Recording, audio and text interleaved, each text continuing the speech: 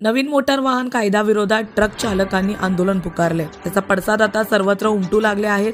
तर इंधनाच्या गाड्या शहरात दाखल न होण्याच्या भीतीने पेट्रोल पंपांवर वाहन चालकांच्या रांगा लागल्याचं पाहायला मिळत आहे। नवीन मोटार वाहन कायद्याविरोधात ट्रक चालकांनी आंदोलन पुकारले। त्याचे पडसाद आता सर्वत्र उमटू लागलेत। ट्रक चालक संपावर असल्याने इंधनाच्या गाड्या शहरात येणार नाहीत याच भीतीने वसई विरारमधील पेट्रोल पंपांवर वाहन चालकांच्या लांबच्या लांब रांगा लागल्या होत्या। नुकताच केंद्र शासनाने नवीन मोटार वाहन कायदा आणला आहे। या नवीन कायद्यानुसार 10 वर्षाची शिक्षा व लाखो रुपयांचे दंड तरतूद आहे। तसेच हा कायदा आता अजामीन पात्र आहे। या कठोर कायद्याविरोधात ट्रक चालकांनी तीव्र नाराजी व्यक्त करत आंदोलन पुकारलंय।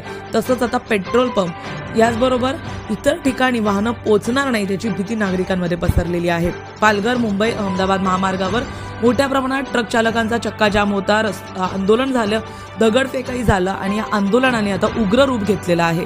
सोमवारी मुंबई अहमदाबाद राष्ट्रीय महामार्गावर हिंसक आंदोलन झाले। अजूनही यावर तोडगा निघाला नसल्याने ट्रक चालकांचं आंदोलन सुरूच आहे। या आंदोलनाचा परिणाम हा मालवाहतूक यासह इतर वाहतुकीवर होऊ लागलाय।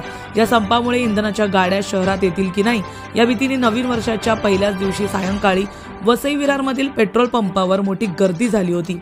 याचबरोबर आता विविध वस्तूंच्या सामानाचे ट्रक देखील आता शहरात येतील की नाही यावर प्रश्नचिन्ह उपस्थित राहिले आहे। त्यामुळे कुठेतरी दळणवळणाला आता मोठा फटका बसणार असल्याचं समोर येत आहे। या संपूर्ण संपाचा तोडगा कधी निघेल माहीत नाही। त्यामुळे नागरिक या संपूर्ण संपामुळे त्रासल्याचं पाहायला मिळत आहे।